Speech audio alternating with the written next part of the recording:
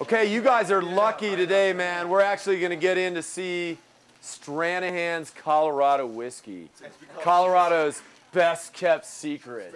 For those who were paying attention earlier on the tour, they knew that George Stranahan is one of the founders of the brewery. But the real inspiration for Stranahan'S Colorado whiskey came from a guy named Jess Graber. Jess also lives up in Woody Creek, Colorado, where George Stranahan and Hunter S. Thompson lived.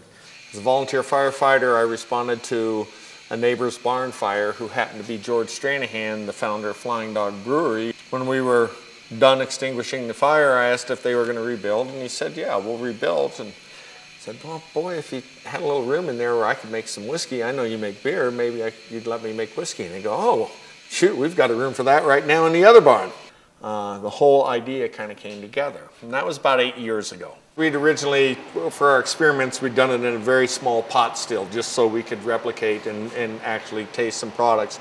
But when we started researching how we were going to do this as a business, I found this company, Vendome Copper of Louisville, Kentucky. And Vendome has been in the brewing and distilling industry for about 150 years, and it's a family-owned company, generations. So I went out and I met with them and explained what we were trying to do, what kind of whiskey we were trying to make, and they came up with the design that was exclusively for us. We've combined a Scotch style still with a bourbon style still. And what it does is that helps contribute to the uniqueness of Colorado whiskey. To my knowledge, we were the first ones also in the country to use this type of apparatus to make our product. The reason we are next to Flying Dog is because they are an amazingly competent craft brewery that's developed a nationwide following and great consistency in all their products. We can give them a recipe that they can replicate on a weekly basis that is consistent and gives us our initial raw material product. We're a crossover whiskey because we are combining the process, so there's a lot of bourbon drinkers that like us, there's a lot of Scotch drinkers that like us. We do occasionally get a feedback from people that go, wow, it's only 2 years old, until they try it.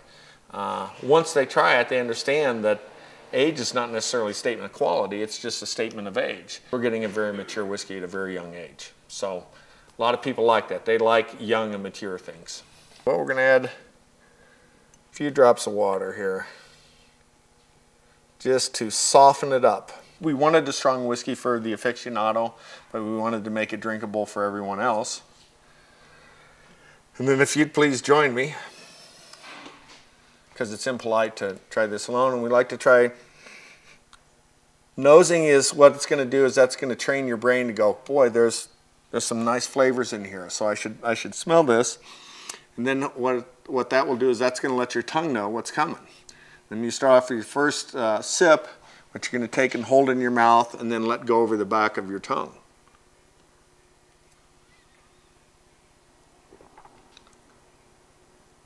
And you'll kind of taste the aftertaste of that. And with a little water, you're not going to quite get that total burning sensation on your tongue. You're going to be able to experience the flavor.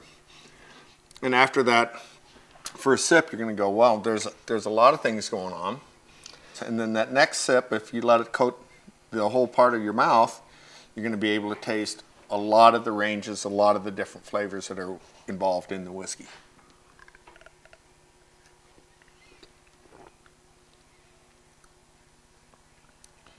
Well, it sure is good.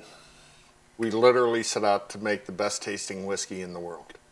I mean, if you weren't going to try for that, why would you do it? Now, I'm not saying that we are. Every whiskey tastes different. There are a lot of different things going on, but we literally set out to make the very best that we absolutely could. We think we're pretty successful, and at least we know that we've got a good, flavorful whiskey. That's up to all the critics and everybody else, and they can decide, you know, which play was better, which actor was better, which whiskey's better. But we wanted to make a really great whiskey for the state of Colorado, and we think we've achieved that.